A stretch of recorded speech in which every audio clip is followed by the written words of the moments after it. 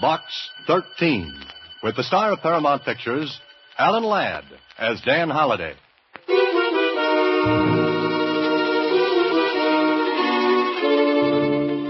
Box 13, care of Star Times. They said my son was killed in a drunken brawl. I know he wasn't. He was a good boy. He was murdered. Why, I don't know. If you'll come to 733 Winship Avenue... If you'll come to 733 Winship Avenue any time and listen to my story, I'll be grateful to you forever. Mrs. Catherine Daly. And that was the letter to Box 13. Just a few lines. But, brother, what those few lines led to.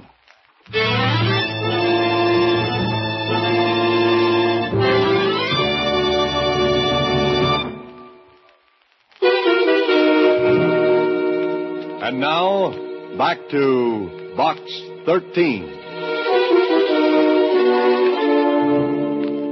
I get some funny letters through Box 13. Some don't mean a thing.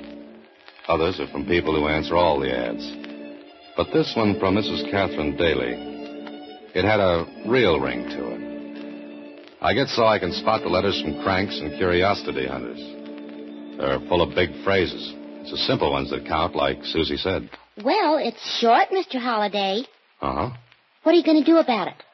Well, what would you do, Susie? Well... You know, Susie, I don't know how you manage to get right to the point of things so quickly. Oh, it's easy. Okay, you talked me into it. I don't know what I'd do without you. I try to make myself indisposable. The word, Susie, is indispensable. What's the difference? None, I guess. All right, Susie, I'm on my way to 733 Winship Avenue. Mrs. Catherine Daly was a little woman, maybe about 50, 60. It was difficult to tell because gray hair was pushing hard against the brown. It was her eyes that got me. Maybe not too long ago they'd been able to smile. But now they were dead, lifeless. Something had been taken away from well, inside. She led the way to a little living room, furnished cheaply but neatly. She sat down, pointed to a chair for me, and then... Are you serious about that advertisement, Mr. Holliday? Well, yes, I am, Mrs. Daly. I haven't any money. That is, not much. I can afford something, if it's not a whole lot. Oh, now, look, Mrs. Daly, I'm a writer, and sometimes Box 13 leads me to a good plot. You see, I don't take money because I get paid very well for the stories I get. You see, I used to be a newspaper reporter. Newspaper reporter? Anything wrong with that, Mrs. Daly? Arthur, my son, he was a reporter. Oh? What paper? The Evening Record. Your letter said that your son was killed. He was. They said he was drunk, that he got into a fight in a cheap saloon. Arthur was never drunk in his life, and he hated fighting. That his picture on the table? Yes. In uniform. That's the Distinguished Service Cross, isn't it? Yes. Okay, Mrs. Daly, start from the beginning. Tell me how you want me to help. I'm sure Arthur was murdered. Murder's a tough word, Mrs. Daly. Tough to say and tough to prove. But for a week before he was killed, he kept telling me that we could get out of this house soon, that he was going to make a name as a reporter. But he didn't tell you why? No. Then, the night he was killed, he got a phone call. From whom? I don't know. He hurried out, and the next time I saw him was when they asked me to come down and identify him. That's as much as you can tell me. It's every word. Mrs. Daly, this may sound brutal, but your son's dead now. Why would you rather have it said he was murdered? I want to show everyone he couldn't have died in that cheap, shoddy way.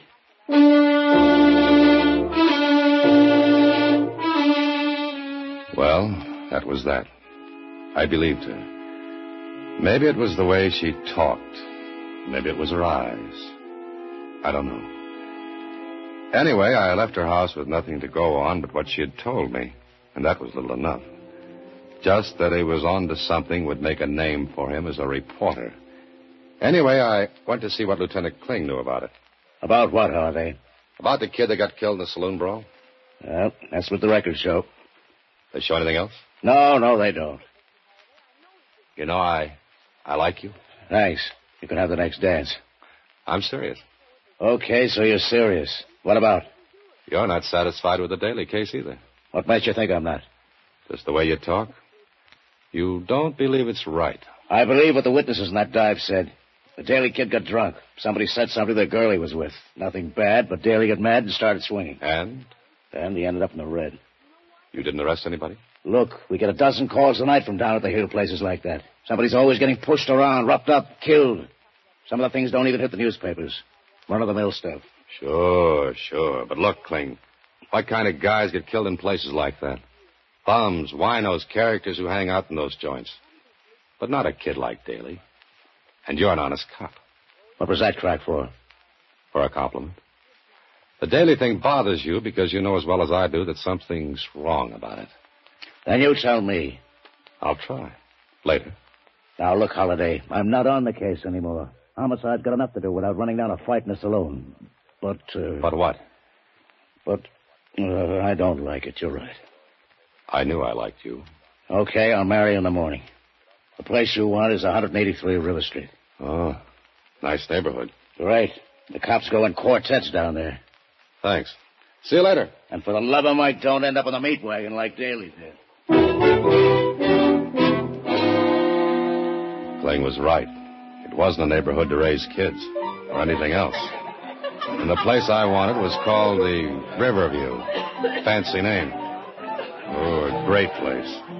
I stepped over a couple of boarders spending the night on the doorstep and walked inside. There was a tinny piano played by a guy mechanically banging out a tune that its own composer wouldn't have recognized. The bar was set at the back facing the door. I went over to it. The bartender took a long, good look at me. I must have looked strange. I was wearing a necktie and a shirt. He walked over. Yeah? What's with, bud? How are you? Awful. You? Practically dead. Okay. Now that we know each other, what's on your mind? What do you got to drink? Arsenic? Want some? Straight. Water on the side. Funny man, ain't you? Sure. Look, what do you want? A drink, maybe? No, you don't.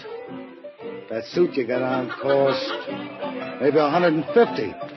The tie, $5. Any cookie comes in here dressed like you don't want a drink. All right. You win. Swell. Slumming, huh? No, looking. For what? Last week there was a fight in here. A kid got killed. Arthur Daly. I didn't see nothing. My back was turned. Did you ever see the girl who was with Daly? I told you I didn't see nothing. Oh. All through the fight, you just kept your back turned. Yeah, I hate fights. Can't stand the sight of blood. That what you told the police? Same thing. Who were the witnesses? Look, when a fight starts in here, there ain't no witnesses. Everybody's blind. That makes it easy. You a friend of this Daly character? Yeah, a good friend. Uh-huh. I still don't know nothing. Now blow, mister.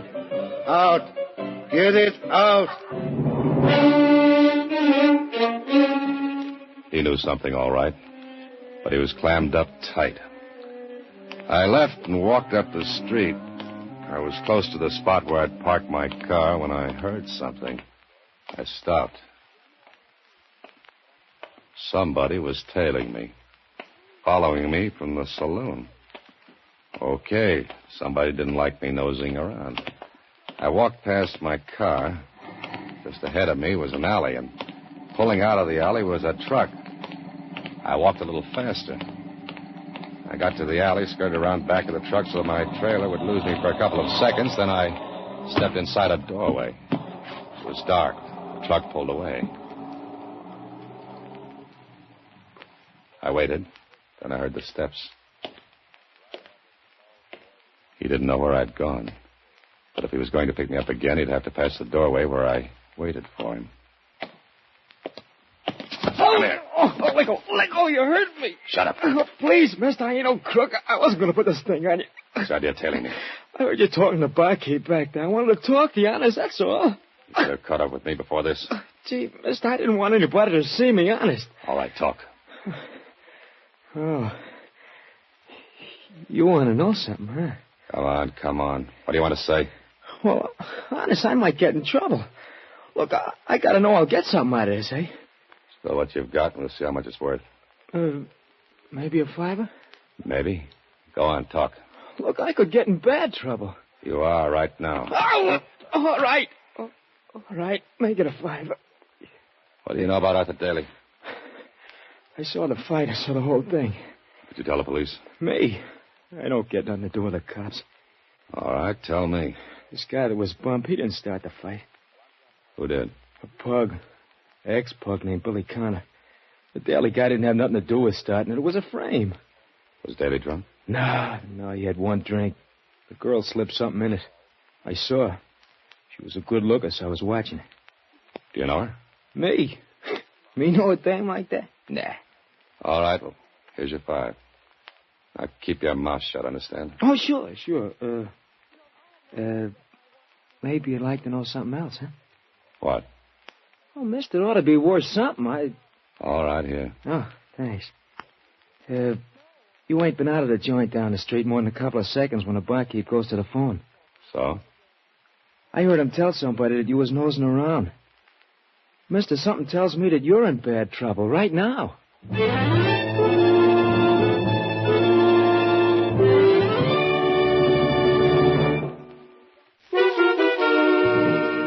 And now, back to Box 13 with Alan Ladd as Dan Holliday. Well, I had a few facts now.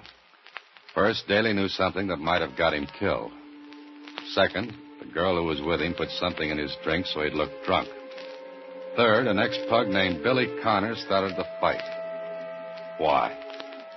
The answer to that would put me on first base.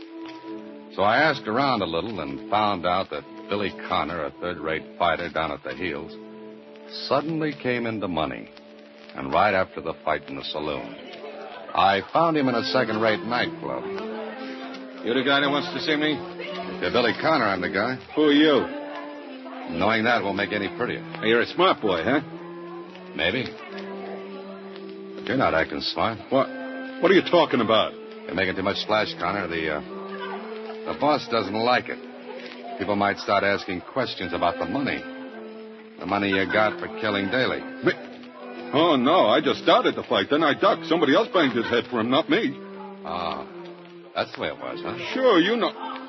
Who are you, anyway? Forget it, Connor. Wait a minute, fella. Why'd you say that's the way it was? Didn't you know? Sure I know. You ain't from them. From whom? You dirty sneak. You a copper? Maybe. Think it over, Connor. Hard. I left him standing there with his mouth open. I thought I'd found out what I wanted to know. But Kling told me... Doesn't mean a thing. You can't prove anything, Holliday. What if I get proof? How? You've got the name and address of the girl Daly was with the night he was killed. And you want him, is that it? You could get hurt. Meaning you won't give me the girl's name? Meaning that if I do, you're on your own. I'll take that chance. Do I get a name and address? Eileen Simmons, 4674 Roberts Drive. And I hope you get more out of her than we did. I hope so, too. I didn't like walking up a blind alley with murder at my back and maybe in front of me. I got to the girl's home, a boarding house in a shabby section, and took a look at the mailboxes downstairs. While I was walking up to her flat, something tingled the back of my neck. Something that screamed a warning. I got to her flat.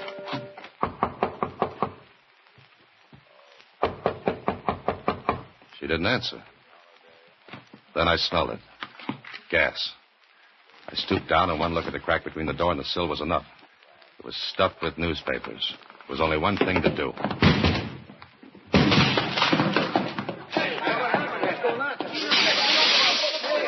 Eileen Simmons wasn't going to talk to anybody. The room was heavy with gas. The window I broke let in some air. Scared faces stared in at the door. I smashed open, then I yelled at them. You call the police. Ask for Lieutenant Kling. Go on, hurry. I took a quick look around before I left. In one closet was a fur coat. And from what I knew about fur, this one took money to buy. It had her initials embroidered in the lining. But it didn't fit with the cheap flat. Well, I thought it was about time to make a trip to the Evening Record, where Daly worked as a reporter. Some of the boys knew me, so it was easy to get to talk to Daly's editor. I don't know, Holliday. All I know is that Daly promised me a big story. Something he was working on. Now, look, Charlie. Any idea what it was? None. The kid was close-mouthed. Oh, but you must have some idea. Didn't he give you any hint? Just that it was big and would blow off the top of the building when we printed it. How long did he work for you? Oh, about 6 months, no more. What big assignments did you give him? None.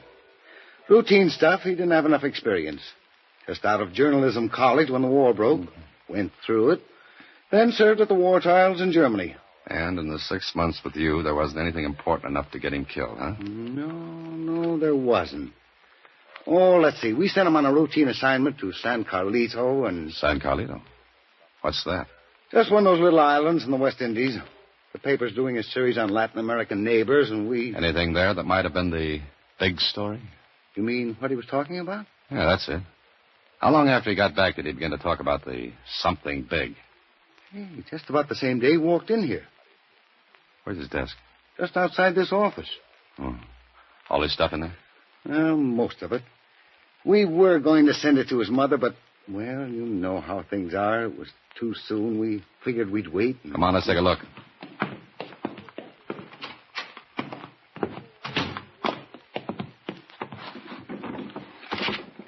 Just the usual stuff. What are these photographs? Never saw him before. Full face, profiles of men. You know them? Not from Adam. Oh, Charlie, can I have these? Well, I don't know, Holliday. Just one ex-newspaper man to an editor. Come on, let me have them. Okay. I didn't see you take them. Thanks. Now, mind if I go through the rest of your stuff? No, help yourself. I'll be at my desk. Right. I went through Daly's papers. There was one little notebook with an entry in it that read, "Got to be careful, never be alone. They won't dare make a try for me unless I'm alone.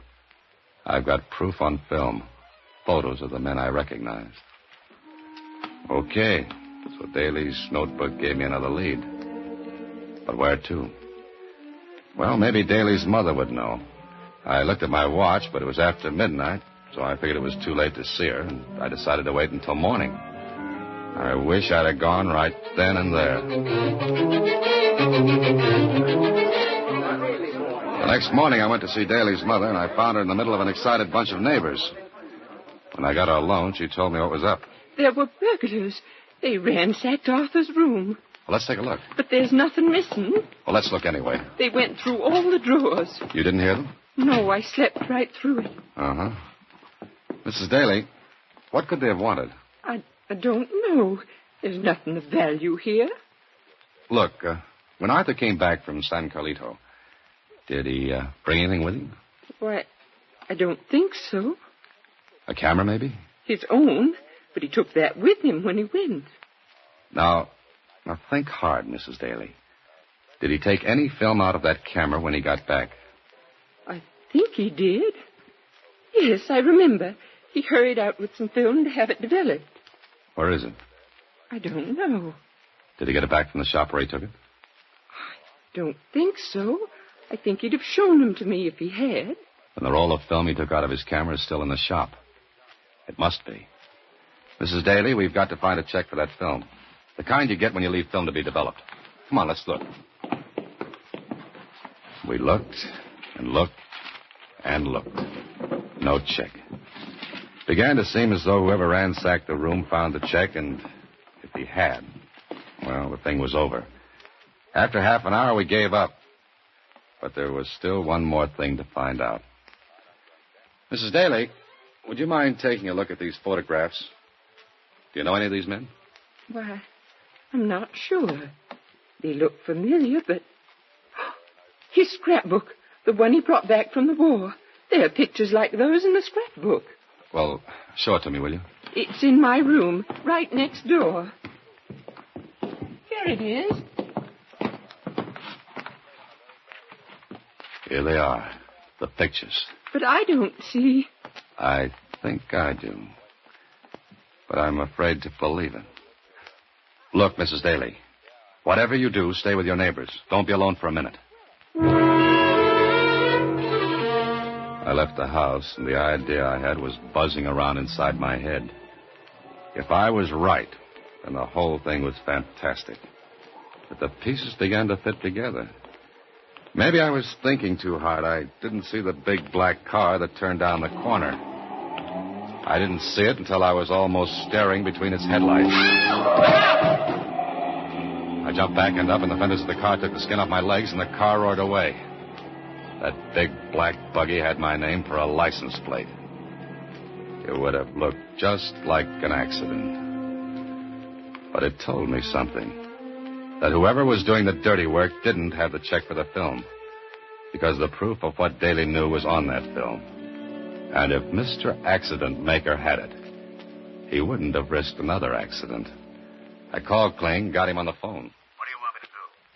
Check every photo shop in the city for a roll of film mailed just before Daly was killed. How do you know he mailed it? Because he wouldn't have been fool enough to take it to a photo shop. He knew they were tailing him, waiting to grab that film. So he mailed it, with a note that he'd called for it. Okay, I'll pick up the film, if I can find it. Oh, no, Kling, don't pick it up, please. But you just said you Kling, tell me where it is, call my office, and I'll pick it up. Look, you're asking for a crepe wreath in your door. If those babies are what you say, they'll cut you little pieces. You want them, don't you? Sure, but I don't... The only way to get them is to make them come after that film. And they won't call it headquarters for it, Kling. But they will try to get it from me. I waited. Finally, Kling gave me the word. I picked up the film and printed the little finishing shop. Kling had given orders that I was to have it. I got in my car, looked in the rear vision mirror, and saw a big black sedan pull in behind me. This was it. I couldn't spot Kling, and the squad car he said would be handy. Maybe something held it up. I didn't know. I got to my apartment. The sedan pulled up behind me and parked. I walked up to my apartment, went over to the window, and saw a man get out of the sedan. He walked slowly and disappeared into my apartment building. I sat down with the film and prints burning a hole in my pocket. Then... Who is it? Mr. Holliday, I'd like to talk to you. I took one more look out of the window. The street was empty except for the sedan. No squad car, no Kling. Brother, if ever I wanted to see that big guy, it was now. I walked to the door. Mr. Holliday? Uh-huh. Who are you? My name is, we'll say Stefan. Okay, you're Mr. Stefan. So what? I shall be brief. You have a roll of film and some prints. I am a camera enthusiast. I shall pay you a good price for the film. How much? You're going to be reasonable. Huh? That's fine. Shall we say 10,000? That's big money for a strip of celluloid. I am very enthusiastic about photography. You know, I like pictures myself. Especially pictures of some nice little Nazis who got out of Germany with a lot of money. Oh? You guessed, huh? Yeah, but Daly wasn't guessing when he recognized them in San Carlito. He wasn't guessing that San Carlito's a little island with lots of deserted coastline. Easy to land on. Yes, very handy. And they paid well to escape the trials in Nuremberg. You just talked yourself out of $10,000. Oh, now that's very funny. You would have killed me anyway, as you killed Daly to keep him from spreading the story. You're so right. Now, Mr. Holliday. Oh, that gun didn't look nice. He had it right at my head. I sat still. Stefan came slowly toward me. The black hole in the barrel of his gun looked like the business end of a cannon. Then... Get the floor, Holliday, come! Kling, at this particular minute, you're the most beautiful thing in the world.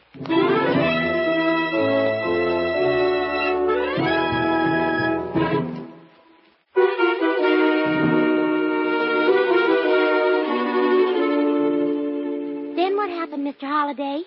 Well, at that moment, Susie, Lieutenant Kling landed and took over. Sorry I drew it so close, Holiday, but I had to let Stefan talk a while. Yeah. But by the way, where was that squad car? Well, there wasn't any. The squad car would have scared Stefan away. I had to make it look safe. Boys and I were right next door. Had been for an hour. No, he tells me. It's up to the Federals now. We're clean on this end. Gee, I sure... Oh, Mr. Holiday, you might have been killed. Oh, it's okay now, Susie. It's all over. But you might have been killed. And I like this job so much. What'd I say? Very funny, Kling. Nothing, Susie, nothing. Good night.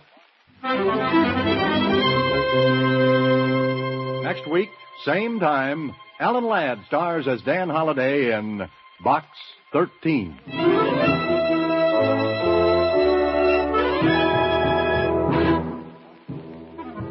Alan Ladd appears through the courtesy of Paramount Pictures and may currently be seen in Wild Harvest. Box 13 is directed by Richard Sandville with original story by Russell Hughes and original music composed and conducted by Rudy Schrager.